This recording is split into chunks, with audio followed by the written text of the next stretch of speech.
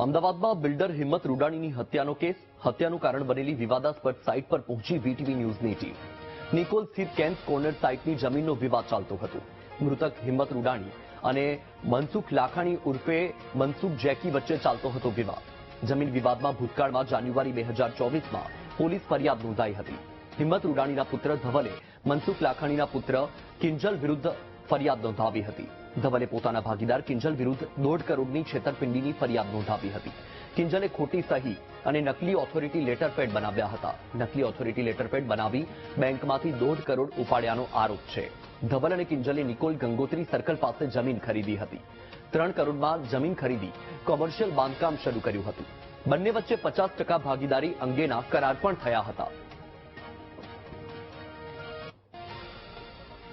ઓઢવમાં builder હિંમત રૂડાણીની ચકચાર હત્યા કેસને લઈને તપાસ કરતા જે જમીનનો વિવાદ સામે આવ્યો હતો, જે ખાસ તો નિકોલ ખાતે આવેલી કેન્સ કોર્નર સાઇટ જે હતો તેનો વિવાદ હતો, જે મામલે અગાઉ ફરિયાદ થઈ ચૂકી છે. આજે બિલ્ડર હિંમત રૂડાણી છે તેના પુત્ર ધવલ દ્વારા ફરિયાદ દાખલ કરવામાં આવી છે. આ કેન્સ કોર્નર જે સાઇટ આવેલી છે ત્યાં જે આરોપી છે મનસુખ લાખાણીના જે પુત્ર જે કિંજલ સાથે મળીને તેમણે આ સ્કીમ જે કન્સ્ટ્રક્શન સાઇટ શરૂ કરી હતી. કિંજલ અને આ જે ધવલ છે તે બંને એકબીજાના પરિચયમાં આવ્યા હતા અને 6 સપ્ટેમ્બર 2017ના રોજ તેમણે કેડી ડેવલપર્સના નામે ભાગીદારી દસ્તાવેજ કર્યો હતો અને ત્યારબાદ 50%ના ભાગીદારીમાં તેમણે આ જે કેન્સ કોર્નર સાઇટ શરૂ કરી હતી. આ જે દ્રશ્યો જે જોવા મળી રહ્યા છે તે આ સાઇટના છે, તેના જમીનના વિવાદમાં આ હત્યાનું કાવતરું રચીને હત્યાને અંજામ આપવામાં આવ્યો હતો. મનસુખ લાખાણી દ્વારા જે 1 કરોડનું જે ખંડણી આપીને આ હત્યાને અંજામ આપવામાં આવ્યો હતો. તે આ સાઇટ છે, આ કેન્સ કોર્નરની દુકાનો બારોબાર વેચી દીધી હોવાના આક્ષેપો થઈ રહ્યા હતા, જેના કારણે બંને બિલ્ડરો વચ્ચે આ વિવાદ ચાલતો હતો. કારણ કે 2016માં જે પુત્ર દ્વારા જે ભાગીદારી કરવામાં આવી હતી તે વિવાદો વચ્ચે આ હત્યા થઈ હોવાના મોટા ખુલાસા અત્યારે સામે આવ્યા છે. હાલ તો ઓઢવ પોલીસે જે બિલ્ડર છે મનસુખ લાખાણી તેની ધરપકડ કરી છે અને આ વિવાદ વચ્ચે અન્ય કોઈ વ્યક્તિઓની સંડોવણી છે કે નહીં તે દિશામાં તપાસ હાથ ધરવામાં આવી છે. કેમેરામેન અજય પટેલ સાથે અનિતા પટણી, વીટીવી ન્યૂઝ, અમદાવાદ.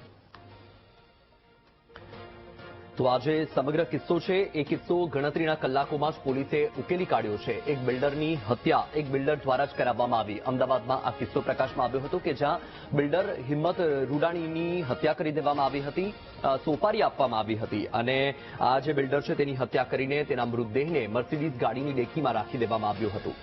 હત્યાનું કારણ બનેલી વિવાદાસ્પદ સાઇટ પર વીટીવી ન્યૂઝની ટીમ પહોંચી છે. નિકોલ સ્થિત કેન્સ કોર્નર સાઇટની જમીનનો વિવાદ ચાલતો હતો. તમારી ટીવી સ્ક્રીન પર જે આરોપી તમે જોઈ રહ્યા છો, આ હત્યા કેસમાં આ આરોપીઓની ધરપકડ કરવામાં આવી છે અને હાલ તો આ આરોપીના રિમાન્ડ પણ મંજૂર થઈ ગયા છે. રિમાન્ડમાં હજુ પણ નવા ખુલાસા થાય તે પ્રકારની પૂરેપૂરી શક્યતા છે.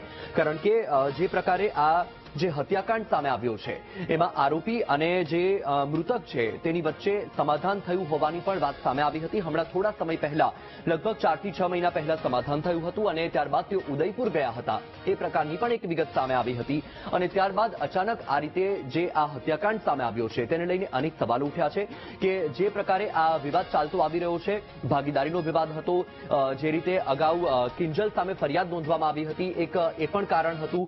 એટલે કે ત્યારબાદ પણ કંઈક થયું છે, શું કોઈ બીજું પણ કારણ જવાબદાર છે? એ તમામ દિશામાં પોલીસ પૂછપરછ કરશે અને આ પૂછપરછમાં રિમાન્ડ દરમિયાન નવા ખુલાસા થાય તેવી પણ પૂરેપૂરી શક્યતા છે. કારણ કે મૃતક હિંમત રૂડાણી અને મનસુખ લાખાણી ઉર્ફે મનસુખ જેકી વચ્ચે છેલ્લા ઘણા સમયથી વિવાદ ચાલતો હતો અને આ જમીન વિવાદ તેને લઈને ભૂતકાળમાં જાન્યુઆરી 2024માં પોલીસ ફરિયાદ પણ નોંધાઈ ચૂકી છે.